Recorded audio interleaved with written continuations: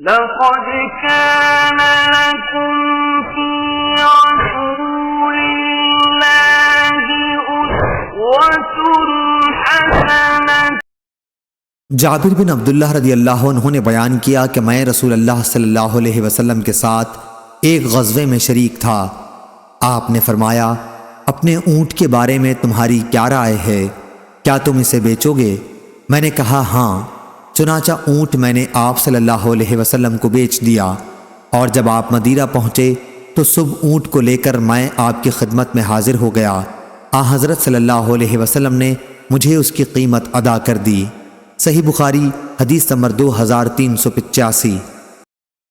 اعمش نے بیان کیا، انہوں نے بیان کیا کہ ابراہیم کی خدمت میں ہم نے بیع سلم میں رہن کا ذکر کیا تو انہوں نے بیان کیا کہ مجھ سے اسود نے بیان کیا، اور ان سے عائشہ رضی اللہ عنہا نے بیان کیا کہ نبی کریم صلی اللہ علیہ وسلم نے ایک یہودی سے غلہ ایک خاص مدت کے قرض پر خریدا اور اپنی لوہے کی زرہ اس کے پاس رہن رکھ دی۔ صحیح بخاری حدیث نمبر 2386۔ سلیمان بن بلال نے بیان کیا، ان سے ثور بن زید نے، ان سے ابو غیث نے اور ان سے ابو ہریرہ رضی اللہ عنہ نے بیان کیا کہ نبی کریم صلی اللہ علیہ وسلم نے فرمایا، جو کوئی لوگوں کا مال قرض کے طور پر ادا کرنے کی نیت سے لیتا ہے تو اللہ تعالیٰ بھی اس کی طرف سے ادا کرے گا، اور جو کوئی نہ دینے کے لیے لے تو اللہ تعالیٰ بھی اس کو تباہ کر دے گا۔ صحیح بخاری حدیث نمبر 2387۔ ابو ذر رضی اللہ عنہ نے بیان کیا کہ میں نبی کریم صلی اللہ علیہ وسلم کے ساتھ تھا۔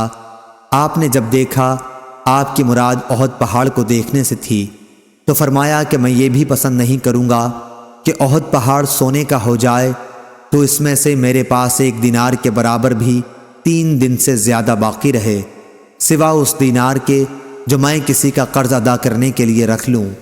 پھر فرمایا، دنیا میں دیکھو جو زیادہ مال والے ہیں وہی محتاج ہیں، سوا ان کے جو اپنے مال و دولت کو یوں خرچ کریں۔ ابو شہاب راوی نے اپنے سامنے اور دائیں طرف اور بائیں طرف اشارہ کیا، لیکن ایسے لوگوں کی تعداد کم ہوتی ہے۔ پھر آپ صلی اللہ علیہ وسلم نے فرمایا، یہیں ٹھہرے رہو، اور آپ تھوڑی دور آگے کی طرف بڑھے۔ میں نے کچھ آواز سنی جیسے آپ کسی سے باتیں کر رہے ہوں۔ میں نے چاہا کہ آپ کی خدمت میں حاضر ہو جاؤں، لیکن پھر آپ کا فرمان یاد آیا کہ یہیں اس وقت تک ٹھہرے رہنا جب تک میں نہ آ جاؤں۔ اس کے بعد جب آپ صلی اللہ علیہ وسلم تشریف لائے تو میں نے پوچھا، یا رسول اللہ صلی اللہ علیہ وسلم، ابھی میں نے کچھ سنا تھا، یا راوی نے یہ کہا کہ میں نے کوئی آواز سنی تھی؟ آپ صلی اللہ علیہ وسلم نے فرمایا، تم نے بھی سنا؟ میں نے عرض کیا کہ ہاں۔ آپ صلی اللہ علیہ وسلم نے فرمایا کہ میرے پاس جبریل علیہ السلام آئے تھے اور کہہ گئے ہیں کہ تمہاری امت کا جو شخص بھی اس حالت میں مرے کہ وہ اللہ کے ساتھ کسی کو شریک نہ ٹھہراتا ہو تو وہ جنت میں داخل ہوگا۔ میں نے پوچھا کہ اگرچہ وہ اس طرح کے گناہ کرتا رہا ہو تو آپ نے کہا کہ ہاں۔ صحیح بخاری حدیث نمبر 2388۔ ابو ہریرہ رضی اللہ عنہ نے بیان کیا کہ رسول اللہ صلی اللہ علیہ وسلم نے فرمایا، اگر میرے پاس احد پہاڑ کے برابر بھی سونا ہو تب بھی مجھے یہ پسند نہیں کہ 3 دن گزر جائیں اور اس سونے کا کوئی بھی حصہ میرے پاس رہ جائے، سوا اس کے جو میں کسی قرض کے دینے کے لیے رکھ چھوڑوں۔ اس کی روایت صالح اور عقیل نے ظاہری سے کی ہے۔ صحیح بخاری حدیث نمبر 2389۔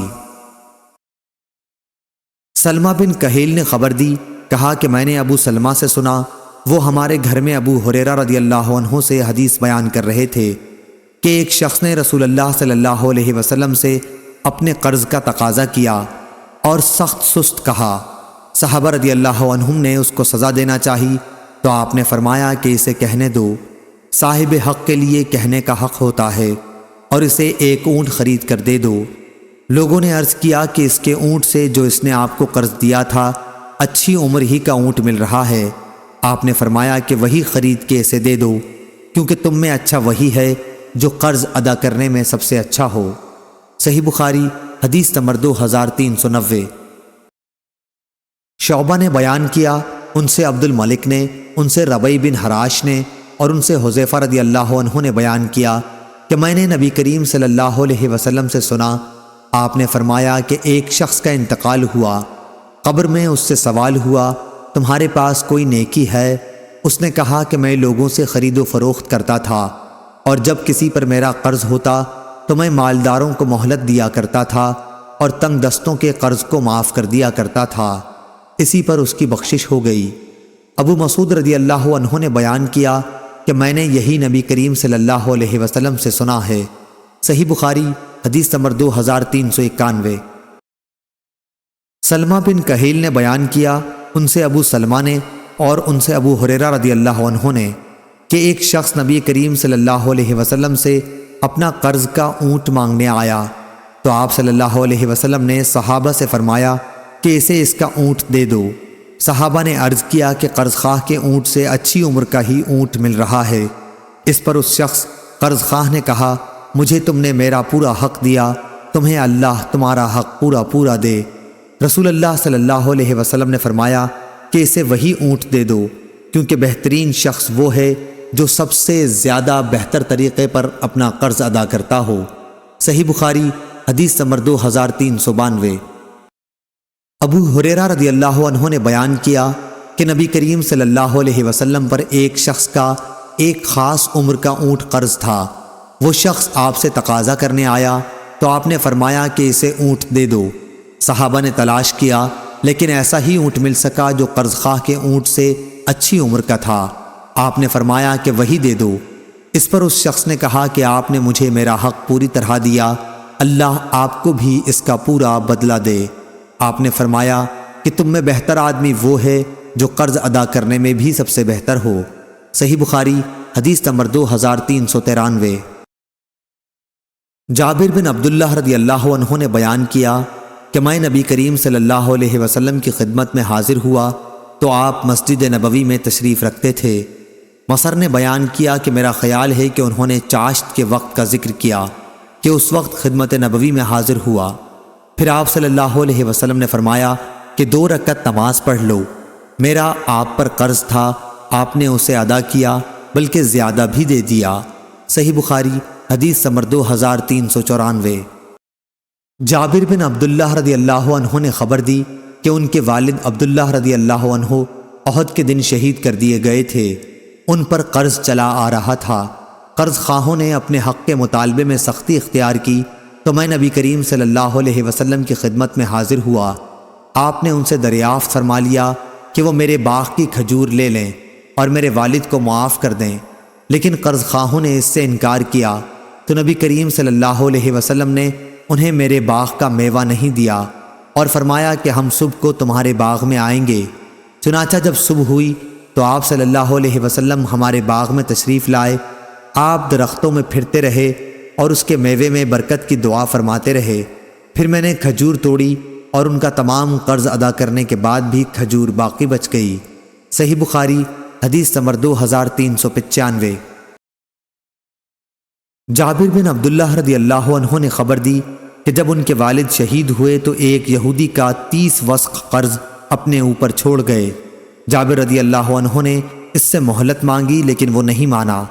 پھر جابر رضی اللہ عنہ حضرت صلی اللہ علیہ وسلم کی خدمت میں حاضر ہوئے تاکہ آپ صلی اللہ علیہ وسلم اس یہودی ابو شہم سے مہلت دینے کی سفارش کر دیں۔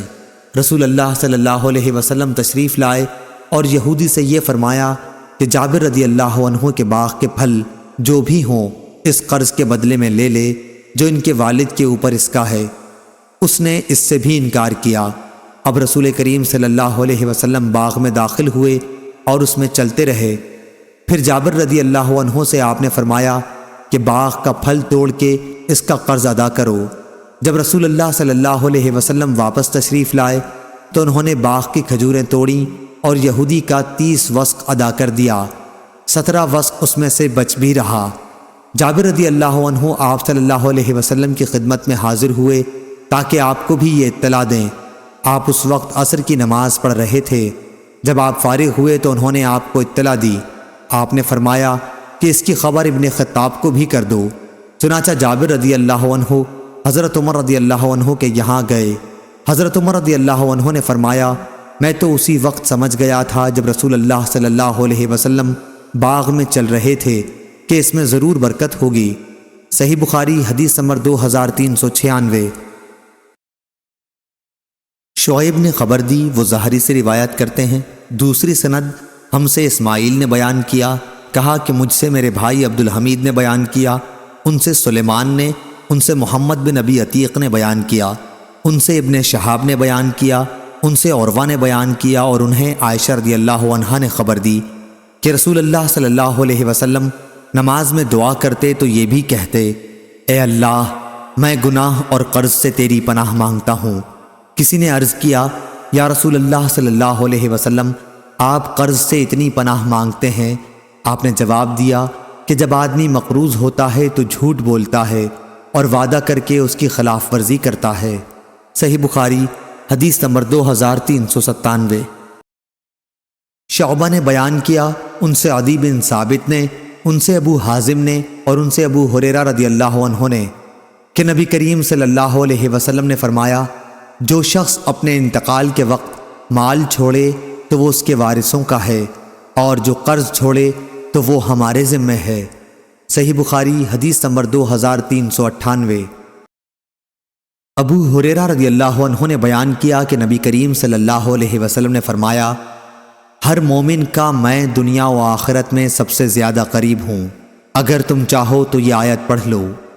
نبی مومنوں سے ان کی جان سے بھی زیادہ قریب ہے، اس لیے جو مومن بھی انتقال کر جائے اور مال چھوڑ جائے تو چاہیے کہ ورثہ اس کے مالک ہوں، وہ جو بھی ہوں، اور جو شخص قرض چھوڑ جائے یا اولاد چھوڑ جائے تو وہ میرے پاس آ جائیں کہ ان کا ولی میں ہوں۔ صحیح بخاری حدیث نمبر 2399۔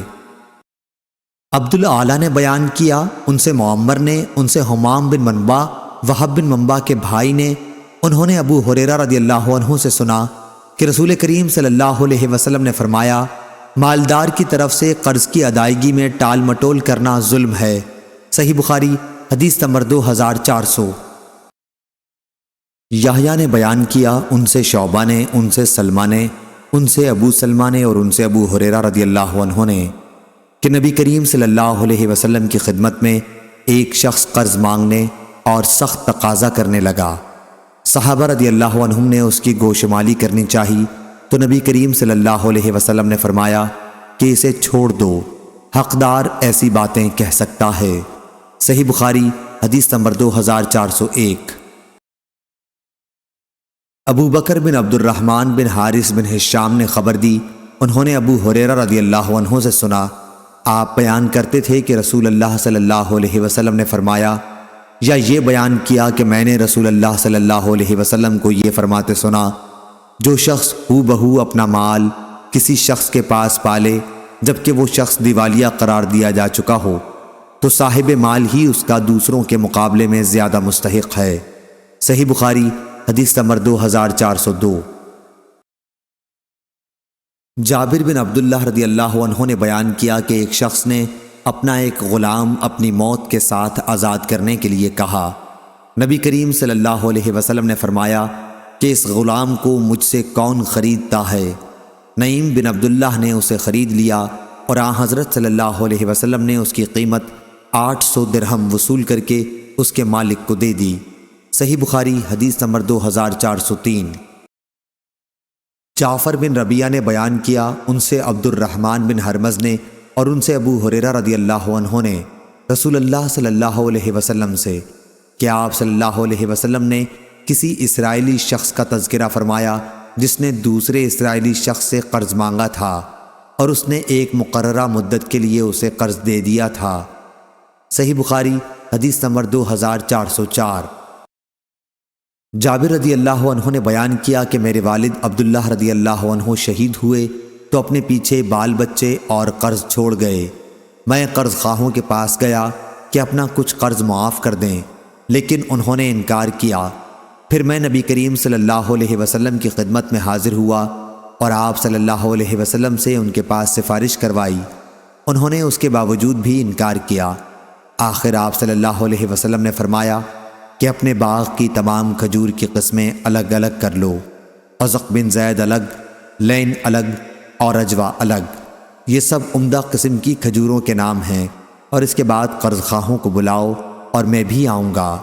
چنانچہ میں نے ایسا کر دیا۔ جب نبی کریم صلی اللہ علیہ وسلم تشریف لائے تو آپ صلی اللہ علیہ وسلم ان کے ڈھیر پر بیٹھ گئے اور ہر قرض خواہ کے لیے ماپ شروع کر دی، یہاں تک کہ سب کا قرض پورا ہو گیا اور کھجور اسی طرح باقی بچ رہی جیسی پہلے تھی، گویا کسی نے اسے چھوا تک نہیں ہے۔ صحیح بخاری حدیث نمبر 2405۔ اور ایک مرتبہ میں نبی کریم صلی اللہ علیہ وسلم کے ساتھ ایک جہاد میں ایک اونٹ پر سوار ہو کر گیا۔ اونٹ تھک گیا، اس لیے میں لوگوں سے پیچھے رہ گیا۔ اتنے میں نبی کریم صلی اللہ علیہ وسلم نے اسے پیچھے سے مارا اور فرمایا کہ یہ اونٹ مجھے بیچ دو، مدینے تک اس پر سواری کی تمہیں اجازت ہے۔ پھر جب ہم مدینے سے قریب ہوئے تو میں نے نبی کریم صلی اللہ علیہ وسلم سے اجازت چاہی۔ عرض کیا کہ یا رسول اللہ صلی اللہ علیہ وسلم، میں نے ابھی نئی شادی کی ہے۔ آپ نے دریافت فرمایا کنواری سی کی ہے یا بیوہ سے؟ میں نے کہا کہ بیوہ سے۔ میرے والد عبداللہ رضی اللہ عنہ شہید ہوئے تو اپنے پیچھے کئی چھوٹی بچیاں چھوڑ گئے ہیں، اس لیے میں نے بیوہ سے کی تاکہ انہیں تعلیم دے اور ادب سکھاتی رہے۔ پھر آپ نے فرمایا اچھا اب اپنے گھر جاؤ۔ چنانچہ میں گھر گیا۔ میں نے جب اپنے ماموں سے اونٹ بیچنے کا ذکر کیا تو انہوں نے مجھے ملامت کی، اس لیے میں نے ان سے اونٹ کے تھک جانے اور نبی کریم صلی اللہ علیہ وسلم کے واقعے کا بھی ذکر کیا اور آپ کے اونٹ کو مارنے کا بھی۔ جب نبی کریم صلی اللہ علیہ وسلم مدینے پہنچے تو میں بھی صبح کے وقت اونٹ لے کر آپ کی خدمت میں حاضر ہوا۔ آپ نے مجھے اونٹ کی قیمت بھی دے دی اور وہ اونٹ بھی مجھ کو واپس بخش دیا اور قوم کے ساتھ میرا مال غنیمت کا حصہ بھی مجھ کو بخش دیا۔ صحیح بخاری حدیث نمبر 2406۔ عبداللہ بن دینار نے بیان کیا، انہوں نے ابن عمر رضی اللہ عنہ سے سنا، انہوں نے بیان کیا کہ نبی کریم صلی اللہ علیہ وسلم سے ایک شخص نے عرض کیا کہ خرید و فروخت میں مجھے دھوکہ دے دیا جاتا ہے۔ آپ صلی اللہ علیہ وسلم نے فرمایا کہ جب خرید و فروخت کیا کرے تو کہہ دیا کر کہ کوئی دھوکہ نہ ہو۔ چنانچہ پھر وہ شخص اسی طرح کہا کرتا تھا۔ صحیح بخاری حدیث نمبر 2407۔ مغیرہ بن شعبہ رضی اللہ عنہ نے بیان کیا کہ نبی کریم صلی اللہ علیہ وسلم نے فرمایا اللہ تعالیٰ نے تم پر ماں اور باپ کی نافرمانی، لڑکیوں کو زندہ دفن کرنا، واجب حقوق کی ادائیگی نہ کرنا اور دوسروں کا مال ناجائز طریقے پر دبا لینا حرام قرار دیا ہے، اور فضول بکواس کرنے اور کثرت سے سوالات کرنے اور مال ضائع کرنے کو مکروہ قرار دیا ہے۔ صحیح بخاری حدیث نمبر 2408۔ سالم بن عبداللہ نے خبر دی اور انہیں عبداللہ بن عمر رضی اللہ عنہ نے کہ انہوں نے رسول اللہ صلی اللہ علیہ وسلم کو یہ فرماتے سنا تم میں سے ہر فرد ایک طرح کا حاکم ہے اور اس کی رعیت کے بارے میں اس سے سوال ہوگا، پس بادشاہ حاکم ہی ہے اور اس کی رعیت کے بارے میں اس سے سوال ہوگا۔ ہر انسان اپنے گھر کا حاکم ہے اور اس سے اس کی رعیت کے بارے میں سوال ہوگا۔ عورت اپنے شوہر کے گھر کی حاکم ہے اور اس سے اس کی رعیت کے بارے میں سوال ہوگا۔ خادم اپنے آقا کے مال کا حاکم ہے اور اس سے اس کی رعیت کے بارے میں سوال ہوگا۔ انہوں نے بیان کیا کہ یہ سب میں نے رسول اللہ صلی اللہ علیہ وسلم سے سنا تھا، اور میں سمجھتا ہوں کہ نبی کریم صلی اللہ علیہ وسلم نے یہ بھی فرمایا تھا کہ مرد اپنے والد کے مال کا حاکم ہے اور اس سے اس کی رعیت کے بارے میں سوال ہوگا، پس ہر شخص حاکم ہے اور ہر شخص سے اس کی رعیت کے بارے میں سوال ہوگا۔ صحیح بخاری حدیث نمبر 2409۔